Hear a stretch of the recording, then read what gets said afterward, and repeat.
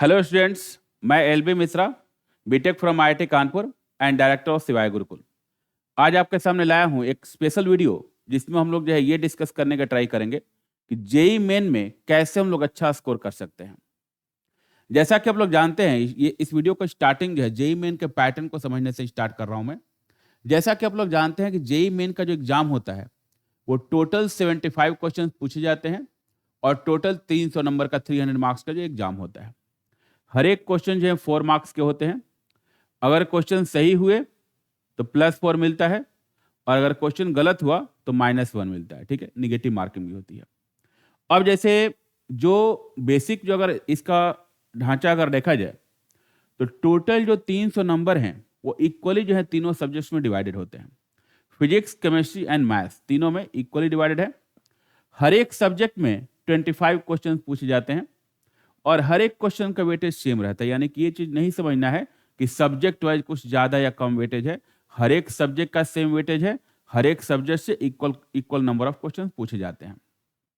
In general अगर pattern की बात करें तो जो क्वेश्चंस पूछे जाते हैं हर एक सब्जेक्ट में 11th एंड 12th का पोर्शन जो है लगभग सेम ही पूछा जाता है। ठीक है, कभी कुछ क्वेश्चन एक ज्यादा या कम हो सकता है। जैसे 25 क्वेश्चन फिजिक्स में है तो हो सकता है किसी शिफ्ट में 13 क्वेश्चन जो है 11 से पूछ दे, 12 क्वेश्चन जो है 12 से पूछे। या इसका रिवर्स भी हो सकता है कि 13 क्वेश्चन 12 से पूछ दे और 12 क्वेश्चन जो 11 से पूछे। तो वो एक दो क्वेश्चन आगे पीछे हो सकते हैं, लेकिन मोस्ट ऑफ द टाइम अगर देखा जाए तो पेपर जो होता है बैलेंस ही होता है। लगभग दोनों जो हैं 11th और 12th का जो पोर्शन है दोनों से लगभग इक्वली ही पूछा जाता है। तो बात करते हैं कैसे स्कोर किया जाए। तो उसके लिए जैसे मैंने बोला कि पहले पूरा खाका जो है समझ लेते हैं। तो टोटल 300 मार्क्स है। तीनों सब्जेक्ट में इक्वली 100 मार्क्स डिवाइड किया गया है। तीनों सब्जेक्ट में 25 क्वेश्चंस पूछे जाते हैं। अभी का जो पैटर्न है उसमें 25 क्वेश्चन जो पूछे जाते हैं एक सब्जेक्ट में, जो 25 क्वेश्चन पूछे जाते हैं इसमें दो वैरायटी के क्वेश्चंस होते हैं। एक होते हैं multi optional correct, multiple choice जो है क्वेश्चन जो होते हैं जिसमें एक क्वेश्चन दिया रहेगा और मल्टीपल चॉइस 4 ऑप्शंस दिए रहेंगे और 4 में केवल एक सही रहेगा। यानी कि सिंगल करेक्ट जो है वो हम लोग का क्वेश्चन पूछ जाता है। ठीक है, मल्टीपल चॉइस में सिंगल करेक्ट जो है उसके जो है 20 क्वेश्चंस आते हैं हर एक सब्जेक्ट में। और 5 क्वेश्चन जो हैं वो इंटीजर टाइप होते हैं जिनके आंसर्स जो है इंटीजर के फॉर्म में होते हैं। तो हर एक सब्जेक्ट में 20 क्वेश्चन जो है multiple choice and 5 questions integer वाले जिनका आंसर न्यूमेरिकल वैल्यूज होती है। ठीक है, तो ये सब में इक्वल पैटर्न होता है। अब बात करते हैं कि मैंने जैसे वीडियो की स्टार्टिंग में ही बोला कि जेई मेन में स्कोर जो है अच्छा कैसे किया जाए। तो स्टार्ट करते हैं एकदम कट ऑफ से, बेसिक कट ऑफ से। जैसे टोटल जो है 300 नंबर का क्वेश्चन जो है पूछा जा रहा है। अगर मैं एवरेज बात करूं अभी तक रिसेंटली जितने भी जेई मेन के एग्जाम हुए हैं उनमें बेसिक अगर मैं कट ऑफ की बात करूं, अगर कोई जनरल कैंडिडेट है, जनरल कैंडिडेट में अगर कोई आ रहा है तो अनरिजर्व्ड कैटेगरी में जो कट ऑफ के लिए अगर मार्किंग की बात की जाए तो हम लोग बोल सकते हैं कि 300 में अगर 90 मार्क्स किसी के आ रहे हैं तो लगभग वो कट ऑफ क्वालिफाई कर जाता है, मतलब जेई मेन क्वालिफाई कर जाता है। और ज्यादा सेफ साइड की अगर बात करें, एकदम सेफ जोन में रहना है कि ताकि किसी भी हालत में जेई मेन क्वालिफाई हो ही जाए, तो ऑन द सेफर साइड हम लोग बोल सकते हैं कि अगर किसी का स्कोर 100 मार्क्स आ गया, 100 मार्क्स अगर कोई स्कोर क्रॉस कर जाता है तो हम लोग मान के चलते हैं कि जेई मेन क्वालिफाई कर जाएगा। तो ये सेफ है, सेफ हम लोग का मार्क है। 100 मार्क्स अगर क्रॉस करता है तो जेई मेन लगभग जो है क्वालिफाई कर जाता है। यानी कि बोल सकते हैं ऐसे तो कट ऑफ हमेशा 30% से नीचे ही रहा है। 30% कभी रहा है, कभी 28% रहा है, कभी 32% रहा है। तो एवरेज मान के चले कि अगर 33% से ऊपर नंबर है तो कट ऑफ हम लोग किसी भी हालत में क्वालिफाई कर जाएंगे। तो कट ऑफ पार करने के लिए हम लोग के पास जो है 100 मार्क्स में मान के चलता हूं कि 100 मार्क्स जो है ये हमारे लिए कट ऑफ है। ठीक है, अब बात करते हैं सबसे पहले जेई मेन में क्वालिफाई कैसे करें। तब मैं आऊंगा कि उसमें अच्छा स्कोर कर 99 परसेंटाइल कैसे फाइंड किया जाए। क्वालिफाई करने के लिए मैंने बोला कि 100 मार्क्स हम लोग को चाहिए। 100 मार्क्स के लिए इफेक्टिवली अगर बात करें तो हमें 25 क्वेश्चन जो है सही करने हैं। क्योंकि स्टार्टिंग मैंने बताया कि जो टोटल जो क्वेश्चन हैं वो टोटल 75 क्वेश्चन हैं और हर एक क्वेश्चन का इक्वल वेटेज है, 4 मार्क्स के क्वेश्चन है। तो अगर 25 क्वेश्चन हम लोग सही करते हैं तो जेई मेन में हमारे 100 मार्क्स आ जाएंगे। इफेक्टिव की मैं बात कर रहा हूँ कि जो सही गलत सब मिला के ओवरऑल जो है हमारा 25 क्वेश्चन अगर सही हो जाता है तो हम लोग बोल सकते हैं कि हम लोग जो है 100 मार्क्स क्रॉस कर जाएंगे और जेईई मेन क्वालिफाई कर जाएंगे। अब बात यह आती है कि 25 क्वेश्चन कैसे हम लोग क्रॉस कराएं। तो 25 क्वेश्चन जो है, जो कट ऑफ की बात करें, जेईई मेन के कट ऑफ की बात करें, इसको क्लियर करने के दो स्ट्रैटेजी हो सकती है। मैं हमेशा बच्चों को बोलता हूँ कि जो कन्वीनियंट लगे उसको फॉलो कर सकते हो। अगर कोई बेसिक एवरेज बच्चा है, उसके लिए सबसे बेस्ट है कि तीनों सब्जेक्ट में अगर कोई भी सब्जेक्ट बहुत स्ट्रांग नहीं है तो एवरेज तीनों में बेसिक जो है 10-10 क्वेश्चन का वो तैयारी करके जाए, 10-10 क्वेश्चन करने का वो ट्राई करे। तो अगर 10-10 क्वेश्चन सब में, 10 क्वेश्चन सब में अगर वो करता है तो 30 क्वेश्चन हो गए। 30 क्वेश्चन में हम लोग मान के चल रहे हैं कि 2-4 क्वेश्चन गलत हो जाएंगे। तो अगर 2-3 क्वेश्चन गलत भी हो गए 30 में, तो मान के चलो कि उसमें 25 क्वेश्चन इफेक्टिवली सही हो जाएंगे और 100 मार्क्स आ जाएंगे। तो फर्स्ट जो है बेसिक अप्रोच ये हुआ कि हर एक सब्जेक्ट को इक्वल वेटेज दिया जाए और हर एक सब्जेक्ट में मिनिमम 10 क्वेश्चन क्रॉस करा दे। लेकिन प्रॉब्लम क्या होती है, ये तो बेसिक आइडियल कंडीशन हो गया कि ऐसे कट ऑफ पार करना तो सब में 10-10 क्वेश्चन क्रॉस करा देंगे। लेकिन कई बार क्या होता है, कुछ बच्चों का एक सब्जेक्ट कुछ ज्यादा ही वीक रहता है। तो अगर एक सब्जेक्ट कुछ ज्यादा ही वीक हो गया तो उसकी भरपाई किसी दूसरे सब्जेक्ट में करना होगा। तो मैं बच्चों को स्ट्रेटजी ये बोलता हूं कि अगर आप जेई की तैयारी कर रहे हैं तो कम से कम तीनों में, फिजिक्स, केमिस्ट्री, मैथ में, तीनों में कोई एक सब्जेक्ट को अपना फेवरेट बनाइए जिसमें आप ट्राई करके कम से कम 20 क्वेश्चन जो है अटेम्प्ट कीजिए। तो 25 क्वेश्चन में एटलीस्ट 20 क्वेश्चन जो है आपके अटेम्प्ट होने चाहिए उस सब्जेक्ट में। और वो सब्जेक्ट इतना अच्छे से पढ़ना होता है कि कम से कम 20 क्वेश्चन अगर आप अटेम्प्ट कर रहे हैं तो उसमें 2-3 से ज्यादा गलत ना हो। यानी कि इफेक्टिवली मान के चले कि उसमें 17 क्वेश्चन जो है आप सही कर लें। तो अगर किसी भी एक सब्जेक्ट में आप 17-18 क्वेश्चन सही कर लेते हैं तो जो कट ऑफ वाला जो बात है कि जेईई मेन क्वालिफाई करेंगे कि नहीं करेंगे, वो लगभग हर्डल खत्म हो जाएगा। क्योंकि अगर मान लीजिए कि सपोज कोई फिजिक्स जो है, फिजिक्स में अगर किसी ने 18 क्वेश्चन इफेक्टिवली सही कर लिया कि 20-21 क्वेश्चन ट्राई किए, सपोज 2 गलत हो गया, इफेक्टिवली 18 क्वेश्चन उसके सही हो गए, 17 सही हो गए। तो 17 ही सही मान के अगर चले कि फिजिक्स में 17 क्वेश्चन किसी ने सही कर लिया या केमिस्ट्री में 17 क्वेश्चन कर लिया, तो बाकी जो सब्जेक्ट्स हैं उनमें उसका उतना प्रेशर नहीं रहेगा कि अब अगर उसको 25 क्वेश्चन करने हैं तो बाकी सब्जेक्ट में एकदम बेसिक से, हाँ ये भी ध्यान रखना है कि इंडिविजुअल कट ऑफ भी पार करना है। तो ऐसा ना हो किसी सब्जेक्ट में बिल्कुल स्कोर ही ना हो। तो इंडिविजुअल कट ऑफ चूंकि बहुत कम रहते हैं, तो अब जैसे बाकी 2 सब्जेक्ट मिला के अगर किसी ने 6-6 क्वेश्चन कर लिया, तो 6-6 क्वेश्चन कर दिया तो उसका काम 30 क्वेश्चन का हो गया। तो यानी कि पॉइंट ये है कि जो जेईई मेन क्वालिफाई करने का जो मार्क्स है, उसको आप चाहें तो किसी भी तरीके से जो है बेसिक अगर आप पढ़ाई करें तो उससे हो जाएगा। तो ये तो तब हुआ कि जब 18 क्वेश्चन किसी ने सही कर लिया और वो जो है बाकी सब्जेक्ट जो है उस पर लोड थोड़ा कम रहा और थोड़ा-थोड़ा करके इसको पूरा कर लिया। लेकिन इसमें भी मैं हमेशा बोलूँगा कि इसमें अगर देखा जाए तो सब में 10-10 क्वेश्चन करना थोड़ा आसान होगा। 18 क्वेश्चन जिसने सही कर लिया एक सब्जेक्ट में, उसके आगे के चांसेस कुछ अच्छे हो जाते हैं कि आगे जैसे अच्छा स्कोर करना है तो एक सब्जेक्ट में अगर 18-20 क्वेश्चन सही हो गया तो बाकी 2 सब्जेक्ट में अगर कुछ भी 10-10, 12 क्वेश्चन भी सही कर लेता है तो उसका स्कोर बहुत अच्छा हो जाएगा। तो उस स्ट्रैटेजी फिर से आएंगे कि एक सब्जेक्ट की स्ट्रांग रखने का क्या फायदा है, उस पर हम लोग फिर से आएंगे। लेकिन अभी केवल कट ऑफ की बात करते हैं।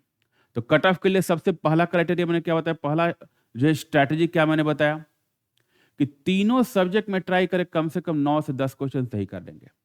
और वो 9 से 10 क्वेश्चन जो जेईई मेन के जो होते हैं, अभी का आप लोग देखेंगे पैटर्न, तो मैं गारंटी के साथ बोल सकता हूं कि किसी भी अच्छे टीचर से आप पढ़े होंगे तो 10-12 क्वेश्चन तो डायरेक्ट लेक्चर नोट्स से आते हैं।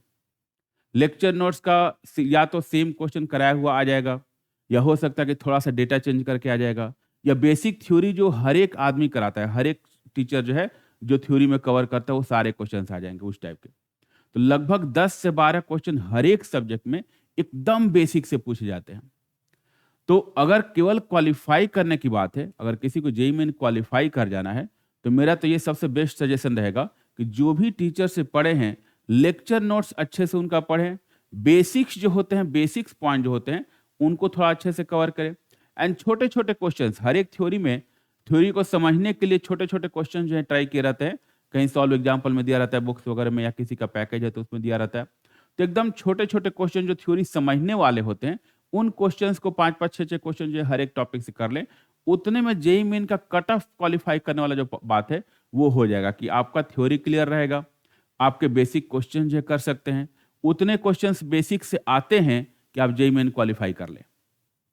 तो 10-10 क्वेश्चन की जहां तक बात है हर एक सब्जेक्ट में, मेरा एक्सपीरियंस है कि 10-10 क्वेश्चन इजीली जो है लेक्चर नोट्स में जो क्वेश्चंस कराए जाते हैं, अगर अच्छे टीचर से आप पढ़े हैं तो लेक्चर नोट्स में जो क्वेश्चंस कराए जाते हैं उनको अगर अच्छे से आप तैयार करके जाएं तो 10-12 क्वेश्चन तो वहीं से कंफर्म आते हैं, कुछ सोचना ही नहीं है। मतलब कुछ भी ठीक ठाक अगर कोई टीचर पढ़ाया है तो उतने क्वेश्चन आपके वहां से बन जाएंगे, अगर हाँ सारे टॉपिक कवर होने रहे तो ये बात हो गई।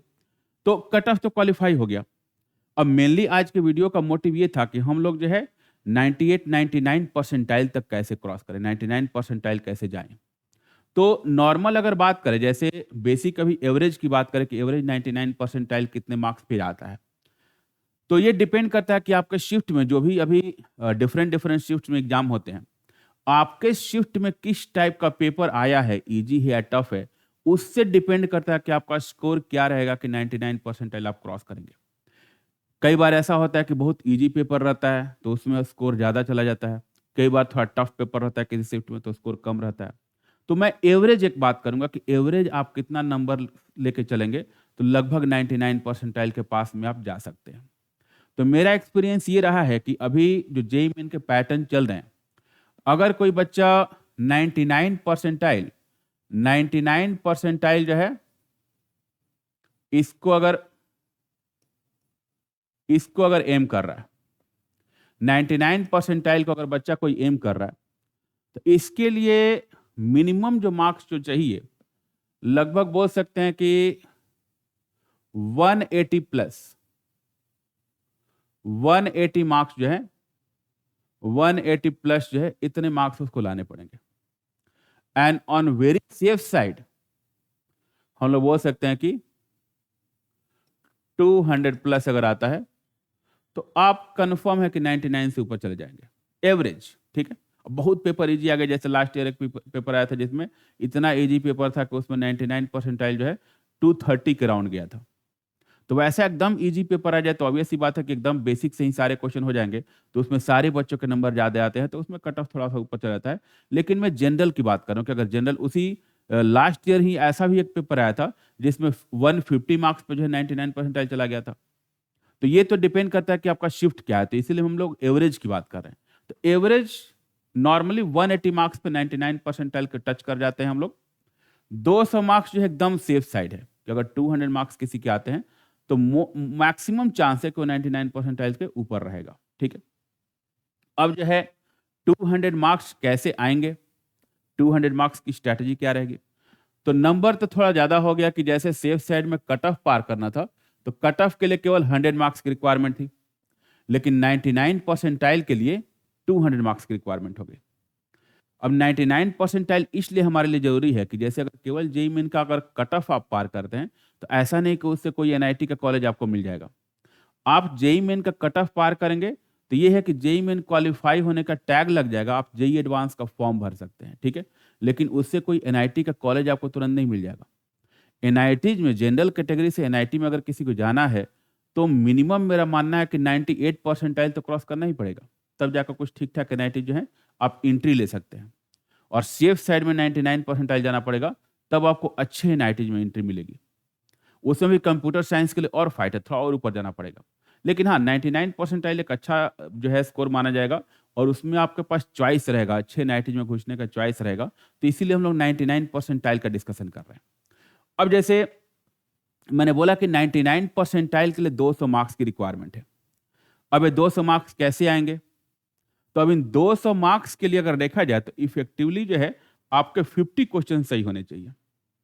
और अगर इफेक्टिवली आपको 50 क्वेश्चन सही करने हैं तो मिनिमम आपको 60 प्लस क्वेश्चन अटेम्प्ट भी करना पड़ेगा, क्योंकि ये ह्यूमन एरर कहीं भी आता है। तो अगर कोई कितना भी एक्यूरेटली सॉल्व करे तो ये चीज कंफर्म है कि 2-4-5 क्वेश्चन तो कंफर्म गलत हो जाते हैं। हाँ ऑब्वियस सी बात है, कोई बहुत अच्छी तैयारी करे तो उनकी बात नहीं कर रहा हूँ, 300 में 300 स्कोर भी आता है, कोई बड़ी बात नहीं, बहुत सारे बच्चे लाते भी हैं। लेकिन हम लोग 300 में आउट ऑफ 300 की बात नहीं कर रहे हैं, हम लोग एक जनरल स्टूडेंट की बात कर रहे हैं कि एक अच्छा स्टूडेंट तैयारी बस कर रहा है तो कैसे वो 99 तक जा सकता है, ठीक है, उसकी बात कर रहे हैं। तो मेरा मानना है कि अगर इफेक्टिवली आपको 50 क्वेश्चन सही कराने हैं तो एटलीस्ट 60 क्वेश्चन जो है 60 क्वेश्चंस को अटेम्प्ट करने का आपको जो है एक रहना चाहिए मोटिव कि हम 60 क्वेश्चन जो है अटेम्प्ट करेंगे। और 60 क्वेश्चंस इफेक्टिवली अटेम्प्ट करने के लिए आपको टोटल जो 75 क्वेश्चंस हैं एटलीस्ट 75 क्वेश्चंस पढ़ने तो पड़ेंगे। कई बार ये भी होता है कि जो है बच्चा जो है टाइम की कमी से 75 क्वेश्चंस पढ़ ही नहीं पाते बहुत सारे बच्चे। तो आपको इतनी स्पीड तो रखनी पड़ेगी कि आप 75 क्वेश्चंस अच्छे से पढ़ लें, उसमें से 60 क्वेश्चंस कौन से आपको अटेम्प्ट करने हैं वो सारे अटेम्प्ट करके इफेक्टिवली 60 क्वेश्चंस आप अटेम्प्ट भी कर लें। अब अगर 60 क्वेश्चन अटेम्प्ट करना है तो स्ट्रेटजी क्या हो सकती है? तो अगेन आइडियल कंडीशन लेके चले तो तीनों सब्जेक्ट में जो है 20-20 क्वेश्चंस कर लें। लेकिन आइडियल की बात रहती कहाँ है? कई बार वो जो है मैंने पहले ही बोला है कि आइडियल कंडीशन क्या है कि तीनों इक्वल वेटेज रखें, तीनों में इक्वल स्कोर करें।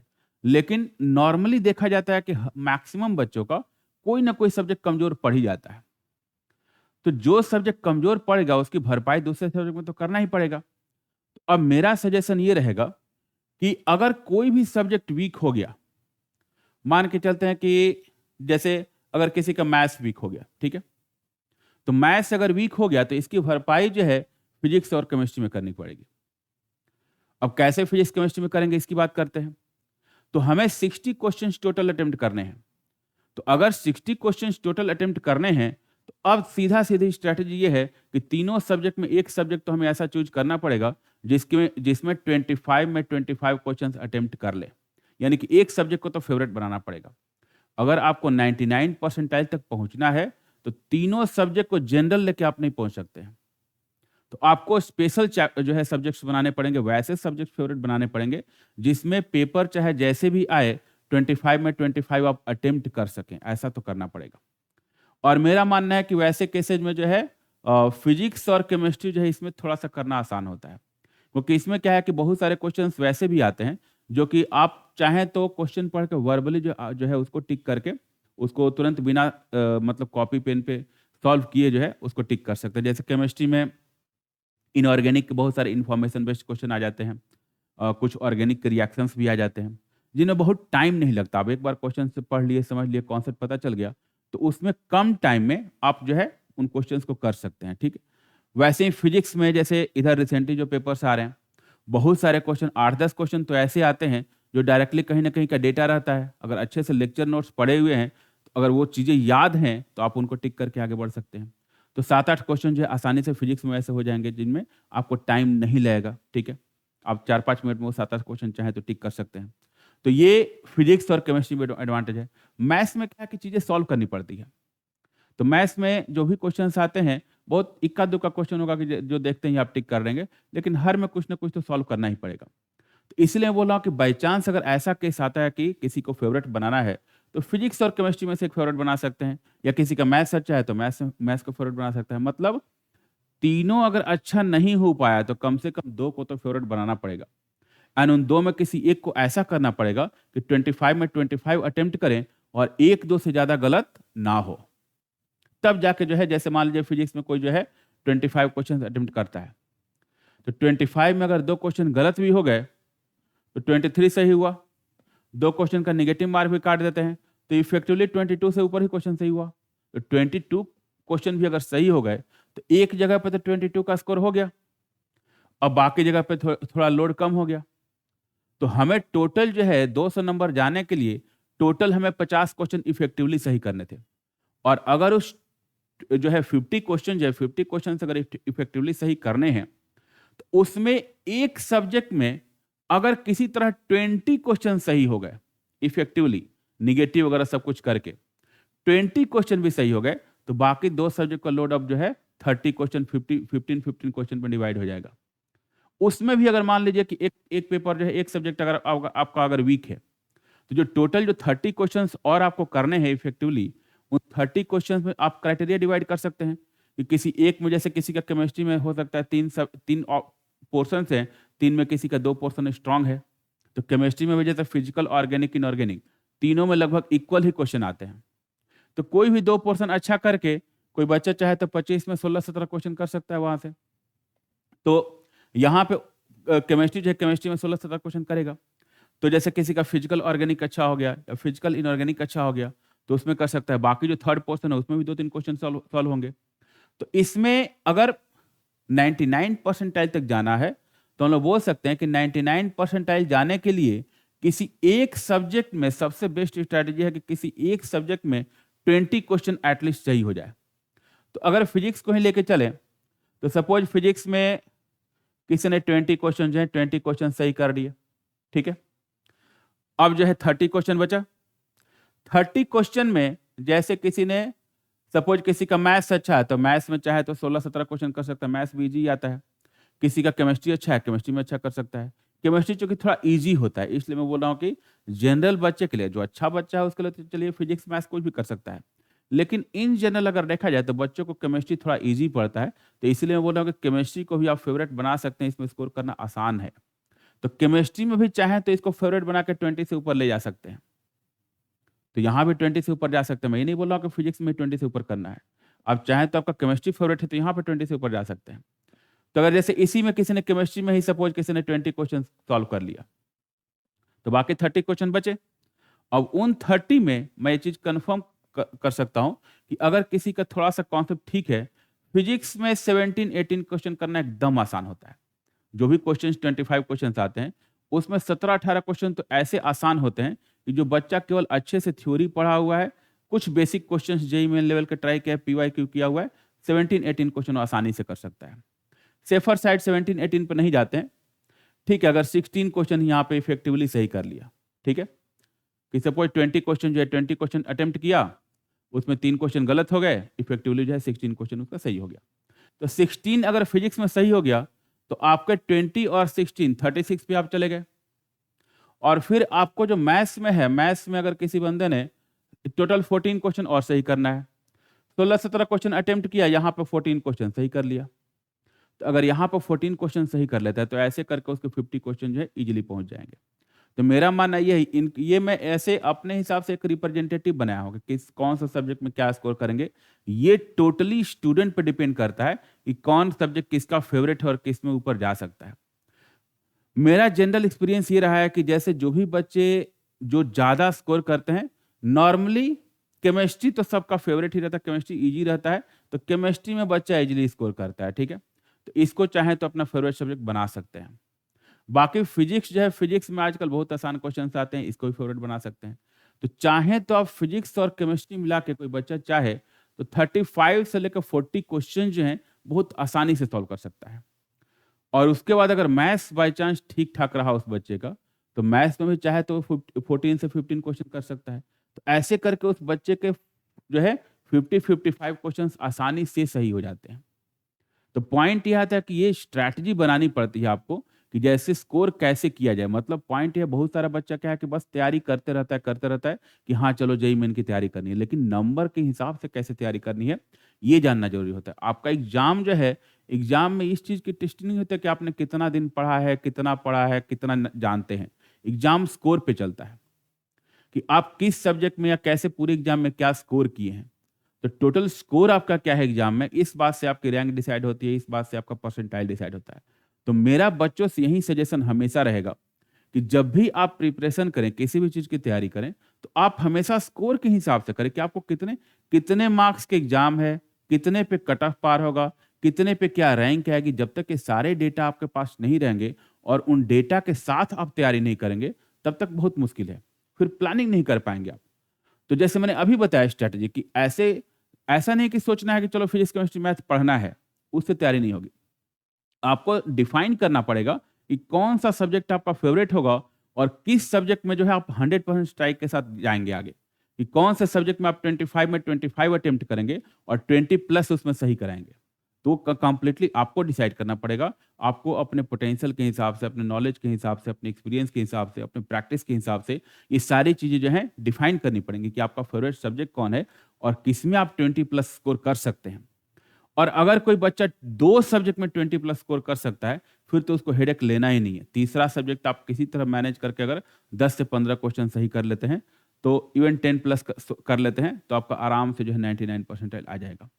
तो 99 परसेंटाइल तक पहुंचने की जहां तक बात है, वहां तक बहुत टफ नहीं होता, क्योंकि अगेन जो है, जो ये सब मैं बातें बोल रहा हूँ कि 20 क्वेश्चन 18 क्वेश्चन सही करना, ऐसा नहीं कि 18 क्वेश्चन 20 क्वेश्चन सही करना बहुत टफ होता है जेई मेन में। जेई मेन में जो भी क्वेश्चंस आते हैं, एकदम पूरा पेपर का एनालिसिस कीजिएगा तो 40% क्वेश्चन तो एकदम बेसिक से रहते हैं।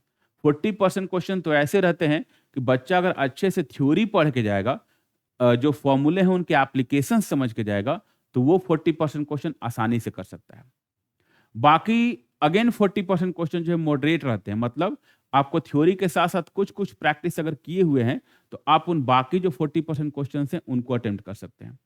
केवल 20% क्वेश्चंस की बात करें तो वो टफ नहीं होते हैं, वो स्पेशल क्वेश्चन रहते हैं। जैसे किसी पार्टिकुलर टॉपिक से जो है वैसे टॉपिक से अचानक से क्वेश्चन पूछ देगा, जैसे बच्चा को छोड़ के चला गया, तो जैसे बोर्ड लेवल के जो क्वेश्चंस होते हैं, जैसे उनमें टॉपिक्स भी हम लोग को पता है क्या क्या हो सकता है फिजिक्स के पॉइंट ऑफ व्यू से देखा जाए, तो जैसे कुछ क्वेश्चन स्पेशल, जैसे मैग्नेटिक प्रॉपर्टी ऑफ मैटर से कुछ क्वेश्चन पूछ दिया, या कुछ ऐसे एरर से क्वेश्चन पूछ दिया, तो हो सकता है कि एक दो क्वेश्चन उस टाइप के छूट जाएं।